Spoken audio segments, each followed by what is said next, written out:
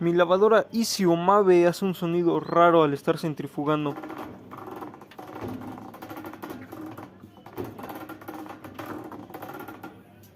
Primera vista podríamos pensar que son los cables o que algo está rozando por allá abajo. Sin embargo, movemos esto.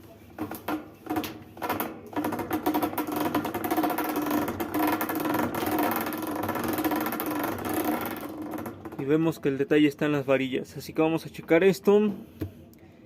Y vamos a corregir este problema. Si quieren ver más videos así, suscríbanse a mi canal de YouTube. Ahí van a encontrar más videos. Ahorita lo primero que vamos a hacer es darle una pequeña aceitada a esa parte y otra a esta parte. Eso con la finalidad de que posiblemente sean los plásticos los que están raspando con todo el sarro o la oxidación que tienen sus contrapartes.